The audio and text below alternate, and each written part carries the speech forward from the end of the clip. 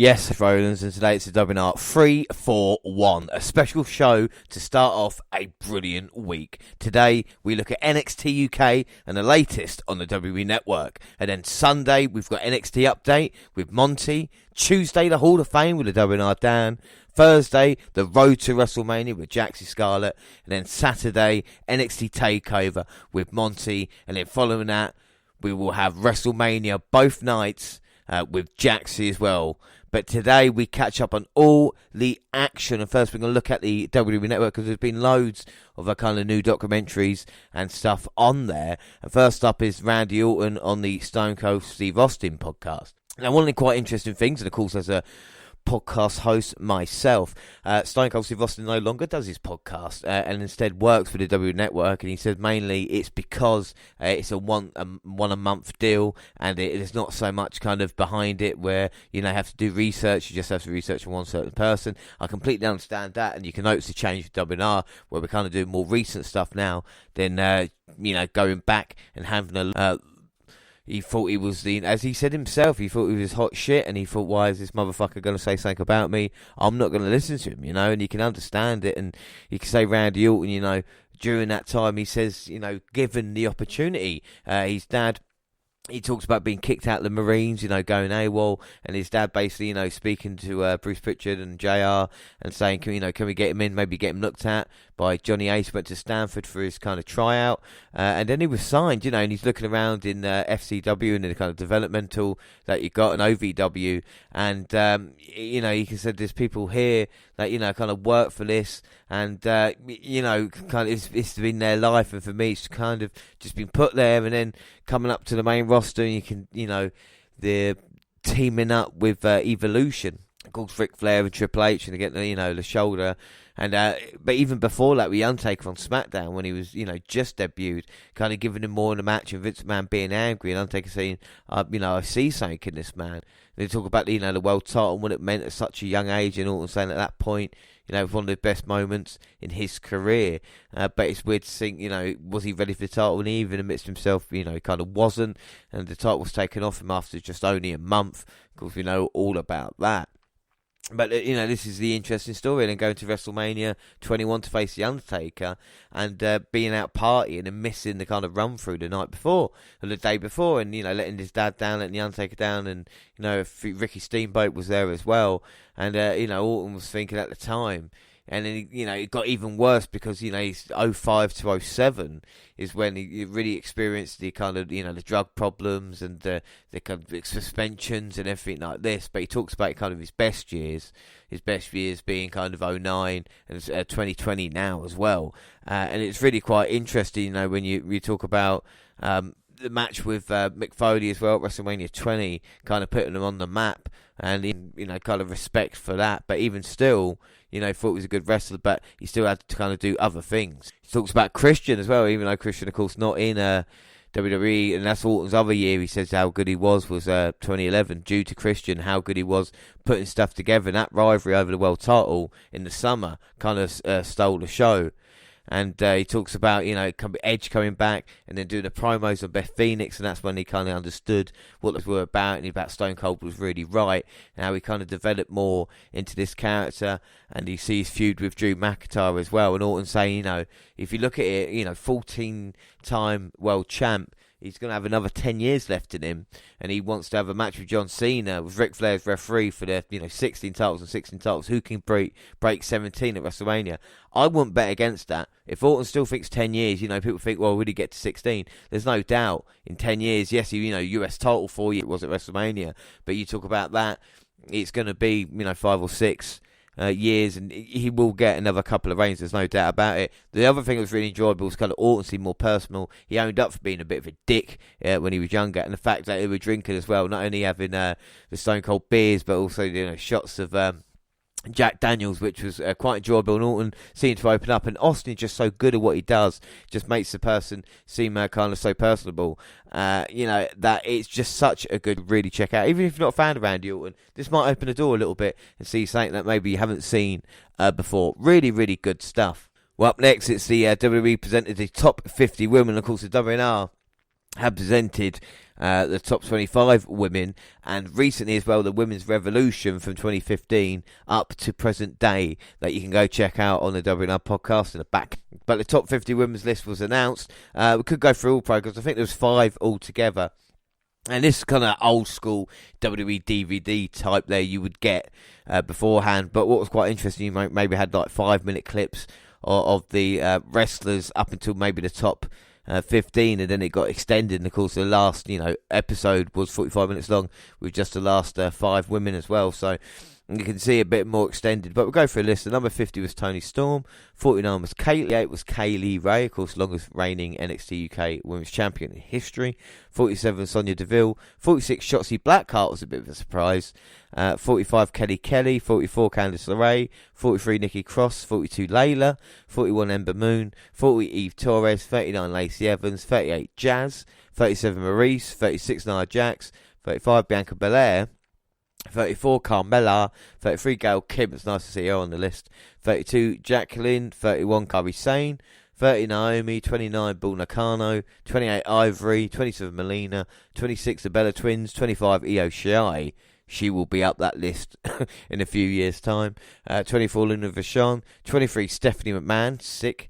22 Michelle McCool, 21 Rhea Ripley, 20 Natalia, 19 AJ Lee.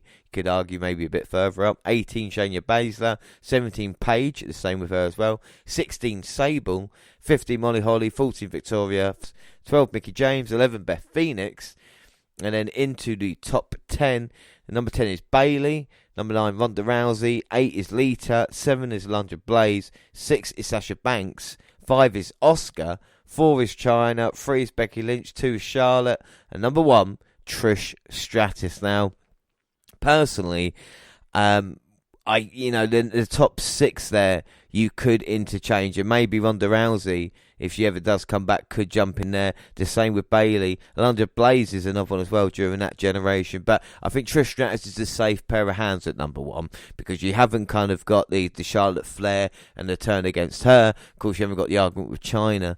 And Asuka in the top 5 as well, beating out Sasha Banks. I mean, that is an argument over and over. And what we're going to do is discuss a little bit more of the top 50 women with Jaxie on the Road to WrestleMania episode.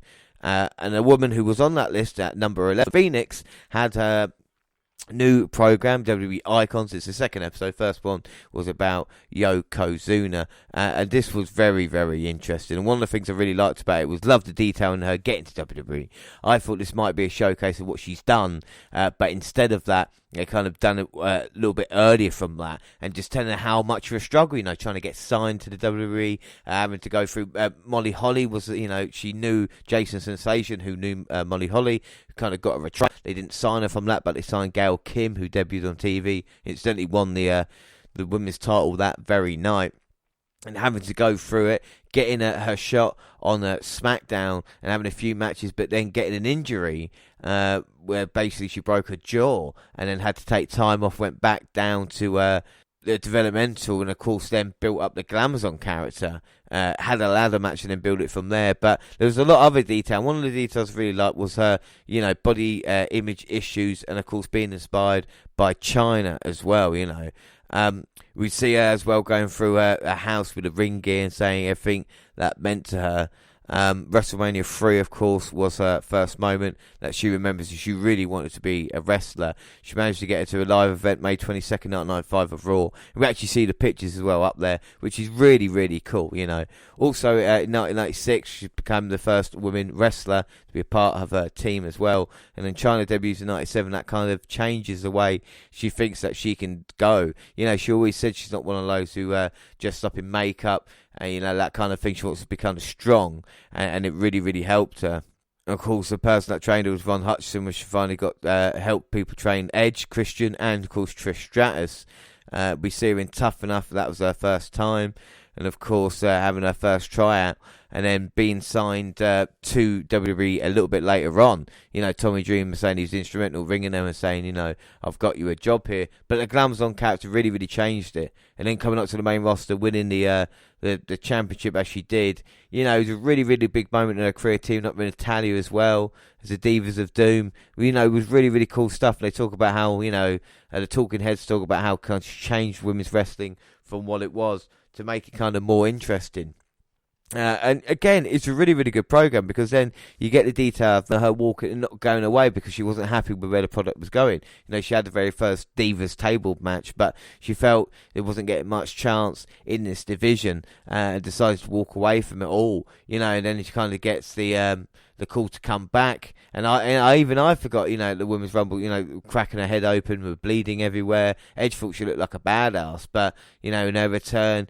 But she realised, you know, the kind of importance of what the fans meant, and everybody knew kind of her toughness. And she is one of those who kind of maybe flies under the radar a little bit, but is kind of one of the greatest women wrestlers of all time because of the way she changed it and her image and the way it was as well. It is definitely a program to go check out on the network because it is really happy. One of the other weird things, well, Santino Marella is talking heads, and the fact that he's not putting on an accent is probably one of the first times that anybody's ever heard him on WWE show, you know, out of character. But this is more about Beth Phoenix for China, you know, being the second woman in the Royal Rumble, competing in an Intercontinental title match, you know, these types of things as well. And it's just a great program, a relationship with her kids and what the family means to her now as well. Definitely something to check out on WWE Icons. A really, really good show. Alright, on to NXT UK. We've got 2 episodes to cover here today. We start off with March 25th. Andy Shepherd and Nigel McGuinness welcome fans to NXT UK. We kick things off with a Supernova Sessions with Noam Dar. His guest this week is Trent Seven. Dar revisits Seven's match with Jordan Devlin last week, where he unsuccessfully challenged for the NXT Cruiserweight Championship. Seven admits that it's been hard to put in all this work just to lose another title. Dar interjects by saying if anyone deserves a Cruiserweight title shot, it should have been him before Seven. Seven corrects Dar by saying he's one of the founding fathers of NXT UK. He tells him he better watch his step since Dar will be facing his mustache mounting partner Tyler Bate in 2 weeks. Things started to heat up. Dar brings out Shah Samuels. Seven continues to run. He's off towards Dar before he's kicked off Supernova Sessions, and Dar made a great point. OG in the 205 Live division, of course, competed in the CWC tournament. On Raw, when the Cruiserweights were a part of that as well. Let's not forget, he's appeared on SmackDown. He'd been in NXT and, of course, NXT UK. I think Dar's one of the most underappreciated wrestlers. Been in WWE now for 5 years. He's got the personality to have his own kind of chat show. He's got the character to have good matches. You know, there's no doubt, Prelude, you know, he's going to be watched by a lot more people in normal NXT UK. There's no surprise they put Noam Dar there because the general fan of the past 5 years will know who he is. Trent was okay in this. He was better up. I do love Shah pairing with Dar. It does work out. Shah Samuels is a great character. There's a kind of, I don't want to say like a Diesel Shawn Michaels-esque, but there's something with that relationship which is really nice. That would work on the main roster. And then Sis Scarlett informs Ginny that she and Piper Niven will be banned from ringside during Jack Starr's and Joseph Connor's match tonight. Before their colossal match on NXT UK Prelude, we look at Walter's vigorous reign. Last week, Rampage Brown came out initially to challenge for a shot in the NXT UK Championship, like Robbie Brookside, Fit Finlay, Dave Taylor, and winning Regal weigh in on who they think may win this match. This was great. I mean, yeah, it's a bit of a shame they've announced Ciampa versus Walter for the NXT UK title before this, but hey, let's go with it at this moment in time.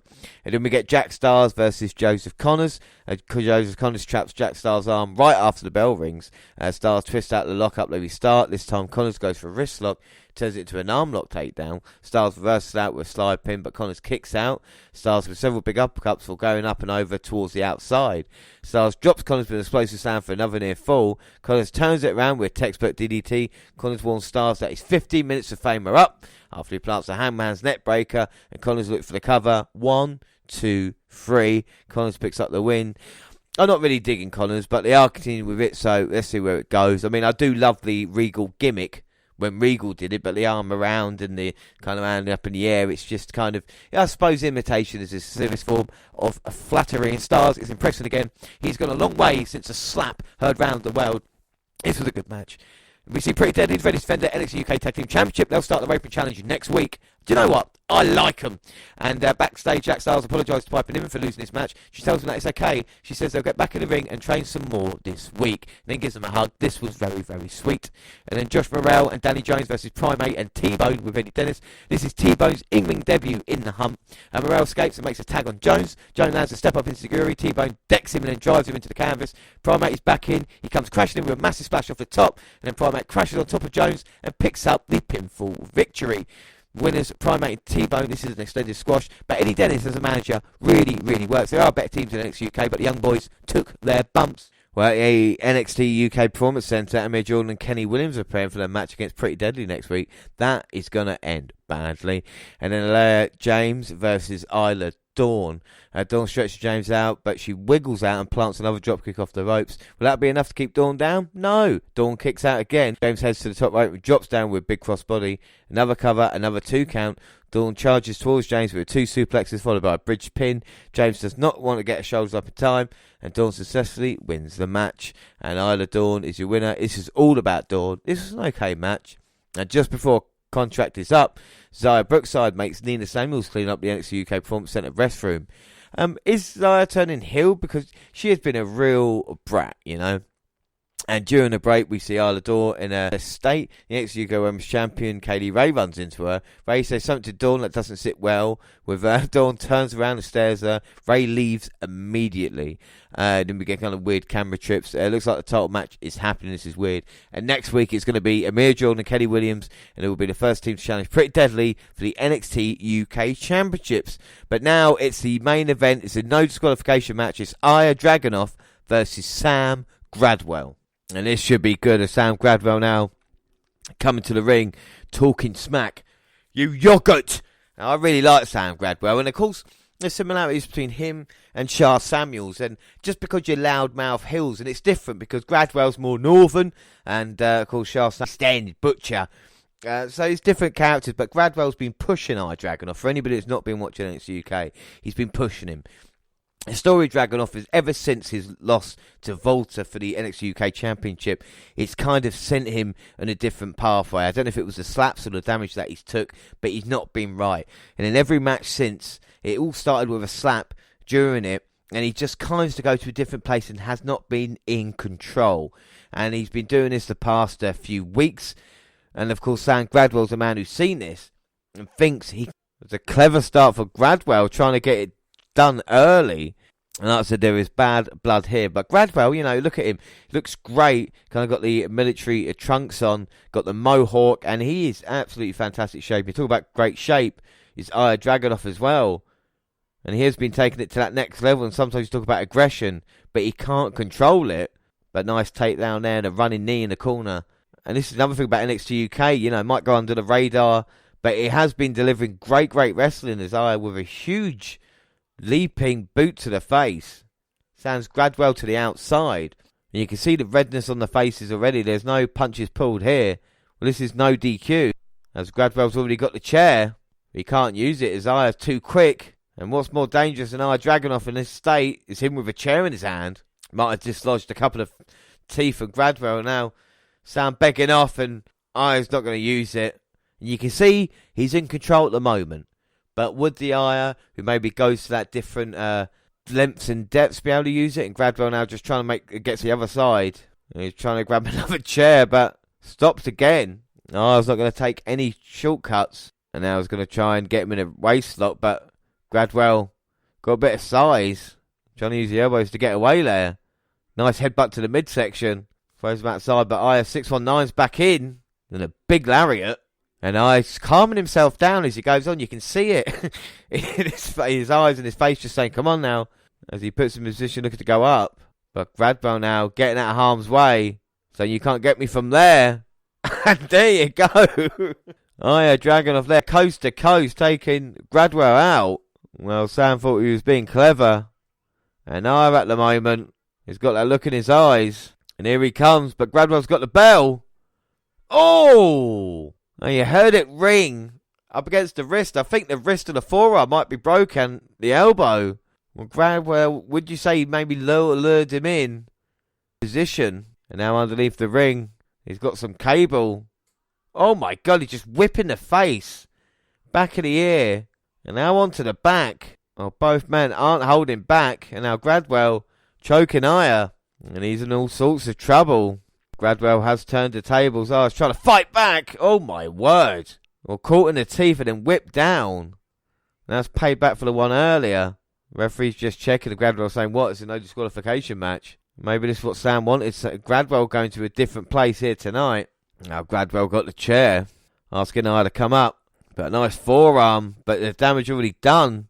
Now chair to the midsection a couple of times by Gradwell. Got me the underhook suplex onto the chair. You see the pain in the eyes of Aya. And Gradwell don't believe it, the toughness. Well, Gradwell wondering what to do. And now he's going to the turnbuckle. He's going to undo it. Aya's still feeling the pain. You can see the marks on his back. Well, you usually see the top turnbuckle done, but now Gradwell's done the second one as well. He's picking him up by the ears. He's going to send Aya, but Aya blocking himself. Exposed turnbuckle. And then a lovely roll through by Aya, working the elbows to the face. Now coming back round as well. Got me the guillotine. But Gradwell using his strength and putting on an exposed turn. And Gradwell now going to go up. He's going to make Aya pay. And these two gladiators fighting on top. It's been a war of attrition so far. There's no doubt about that. But Aya now with a suplex. Inverted down. Gradwell hitting the canvas. Aya now on top. Gradwell throwing the turnbuckle at Aya. Then dropping him down. Don't know if his face hit the exposed turnbuckle. But then Gradwell forearm smash. Aya hits the barricade. You see Gradwell now laughing. This is brutal. You can see the red marks. Oh my god. And that one there looks really, really painful. And that's the one Gradwell hones in on. And Gradwell now giving punishment. But this might not be a good idea because Aya does go to that different place as he blocks the forearm shot. Oh my god. And a huge clothesline by Aya. And Gradwell just flops up against the apron. Drops back down. And now Aya trying to make the arm work as he pulls the stairs into position. And this does not look good for Sam Gradwell. And Gradwell panics the look on his face. Aya's going to smash him with the stairs. He's going to do it. I can't see Gradwell anymore. He sees Volta's face. No, controls himself. Luckily, but Gradwell takes advantage. Using a steel chair. Nice crab of managing to block the chair and then a step up enziguri. And now Aya got a German suplex him on the outside. Of course, no pinfalls on the outside, only in ring. Looks like a hurricane blew through the arena with the amount of stairs, chairs and debris everywhere. A second German suplex to Gradwell. You can see the sweat mark where he landed. Not much protection. And Gradwell just holding on to that apron for dear life. These men have hardly been in the ring in this matchup. And now Aya grabbing the hand, bit of joint manipulation. And then just slaps to the back. That's all you call it. And now Aya, a huge knee to the midsection. Oh, went for the double palm strike, but Gradwell again blocked. Begging off, and Gradwell saying he's a dad, please don't hurt him. He's playing mind games with Aya. He made a mistake, he's sorry. What a heel he is as he kicks out Aya's leg from out of his leg. This is the real Sam Gradwell picking up Aya Dragunov now. No. Oh my god. Death Valley drive on the steel stairs. Taken. Oh my god, you can see the blood from the back anyway. And now again on the steel stairs. Dragunov, the punishment he takes is unbelievable. My god, the red marks and Gradwell going to take advantage, throws Aya in. And this could be very much the end. Into the cover. 1, 2. No. Well, Gradwell's disbelief. Aya somehow is in this. And what a story these two men have told as well. There's no doubt about it. My god, we see replay again. Absolutely sickening. But Gradwell's not happy, throwing a chair in. Well, make that another couple. As Gradwell now just building that up in the middle of the ring. He's got bad intentions for Aya Dragunov. There's no doubt about it. Well, there's over half a dozen chairs all plotted there.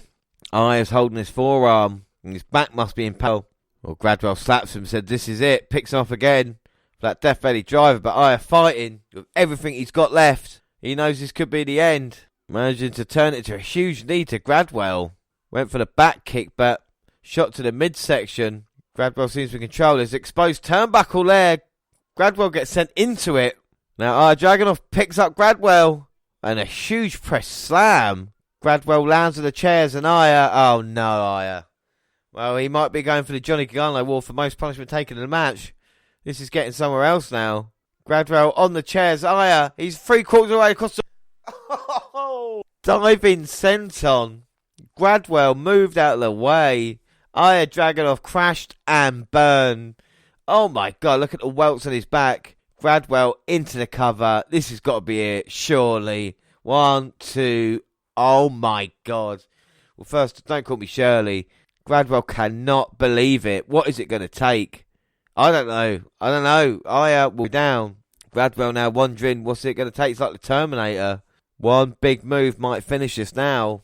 Aya barely managing to move about. Aya now struggling to get to his feet. And Gradwell now going to chop him in the back. No, thought against it. Well, he didn't do it to the back because he knew it would remind him of what Volta did. So instead, just slapping him in the face. Uh-oh.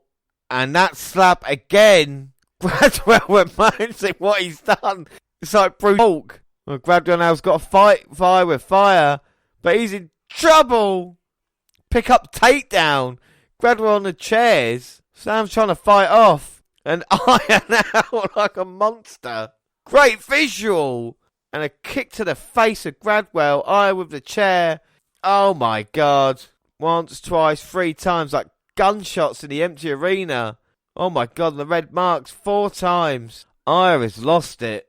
Well, Gradwell tried so well up until a point. Oh my god. Aya picks him up. Slams him down. And again follows him with the elbows. Now the forearms.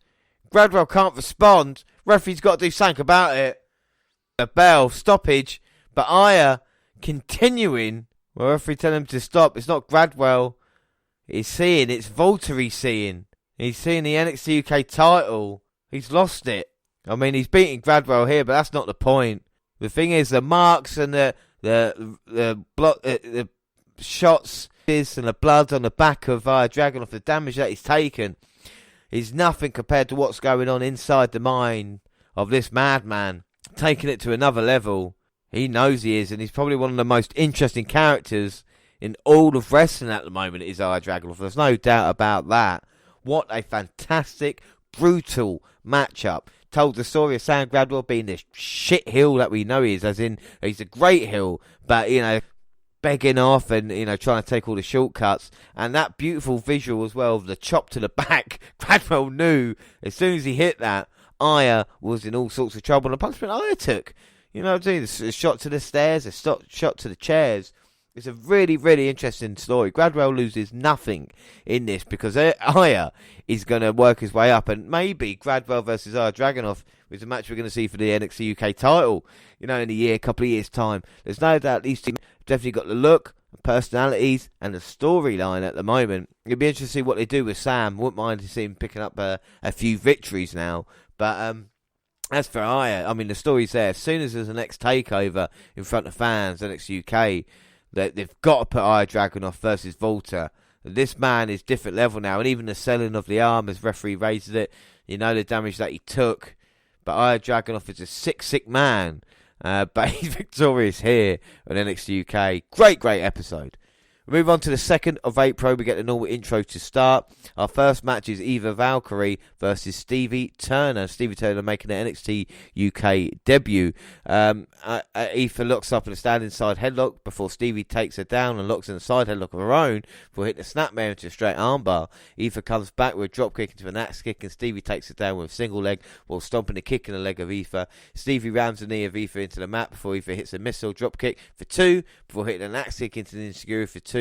For Stevie hits a backstabber. Stevie then face washes Eva before Eva drops her with a roundhouse kick and goes up top for hitting a finisher for the pin and the win. Eva Valkyrie defeats Stevie Turner. It's a nice debut for Stevie, and she's got really good upside. It's an enjoyable match. It told both stories well. Of course, Stevie with the youthful exuberance making a debut, and Eva being the kind of star that the NXT UK Women's Division is trying to build up. We then see A-Kid reflecting on winning the Heritage Cup, and then Piper Niven, who has excellent taste in hats, gets Jack Stars to unleash his rage. Our next match is then TMN versus Josh Morrell. Well, Tiamin rings the arm of Josh before Josh drop kicks him and backs him into the corner before he gets a slap. Josh then runs the ropes until Mian takes out the legs of Josh. He then hits a basement drop kick and stomps the leg of Josh for hitting a sliding forearm and then wrenching the head and neck. He then hits a handspring back elbow for exchange strikes until Josh hip tosses Tiamin for 2, and Tiamin gets knees up when Josh goes for a standing moonsault. Tiamin then kicks out the legs of Josh and hits a missile dropkick into a pair of stomps to the front and back before locking in a crossface for the tap and the win. Tiamin defeats Josh Morrell via submission. I'm going to say this now. Josh Morrell is my one to watch. Just think about him, the athleticism, the way he lands on his feet all the time. Very underrated. I know a lot of people talk about Nathan Fraser and of course, you've got people in AEW like, Ray Phoenix. It's, but I think Josh Morrell is going to be one of those one day. You've heard it here first. Tiamin's just finding his feet. He's vicious with a style which kind of reminds me of Andrade as a heel, with kind of the chops and the slaps and that kind of demeanour. We then get a sit-down interview with NXT UK United Walter and their challenger for its title, Rampage Brown, ahead of the match next week at Prelude. Rampage Brown says that this is his job, and Walter says, that is the difference. This is a job for you. This is my life. Rampage Brown said he's beaten Walter before when he first came to England. He did it before, and he'll do it again, but Walter's been waiting. Brown doesn't want the rub low, and he will not. And Walter won't respect him because it's his sport, and you'll never be champion. Really good stuff building towards this matchup. We then get a video package for Gallus training for Wolfgang participates in an underground cage fight. I quite like that as well. And then the NXT UK Women's Champion, Kaylee Ray's in the ring, where she talks about how she's going to be NXT UK Women's Champion forever, before she's tripped by Maya McKenzie. Amir comes out the ramp and can pass right now. Isla Dawn comes out of nowhere and attacks Amir before Miko comes out in a four-woman brawl with Rico and Amir clearing the ring. I think you should have Teddy Long come out and say, it's going to be a tag team match, player. And then we come back for a break as assistant to the general manager, Sis Sculler, informs Kaylee Ray and Isla that there will be a tag team match against Miko and Mackenzie next week on NXT Prelude. And speaking of Prelude, we also get the final hype for Dar versus Bate, which will rule. And then the main event of this episode is NXT UK Tag Team Championship. It's Pretty Deadly versus Kenny Williams and Amir Jordan. And the story going into this is Pretty Deadly, of course, beat Gallus for the tag team titles. And they want to prove they're not just one and done. It wasn't a fluke. They need to be taken seriously. So they're doing this open challenge.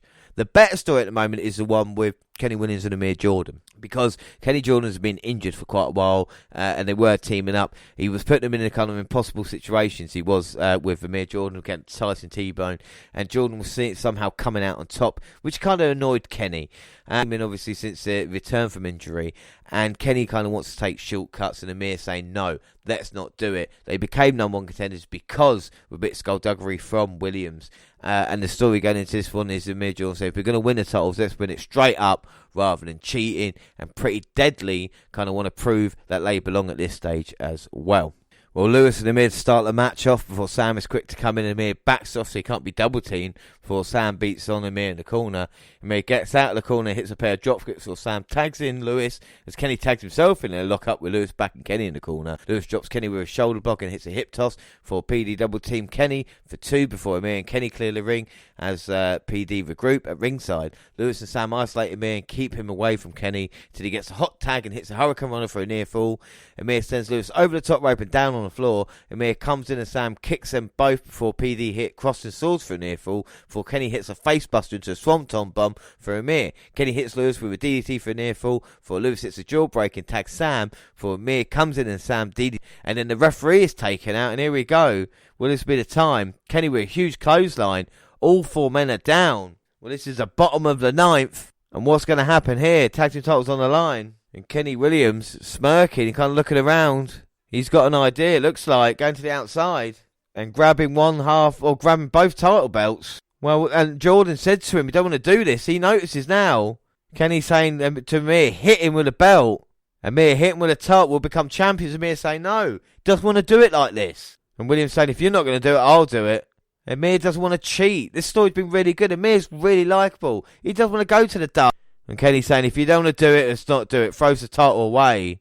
Well, he's got the other championship now saying, no. What? Kenny Williams just hit his partner in the back with a title. Referee can't see it.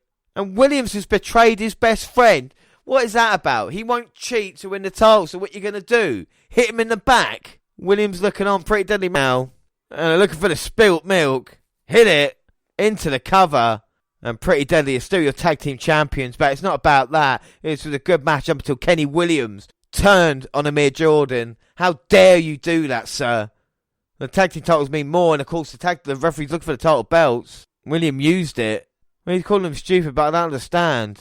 Well, there you go. Lewis Howley looking for the title. Gives Sam Stoker his. Well, it's so close, and it happened after the ref bump.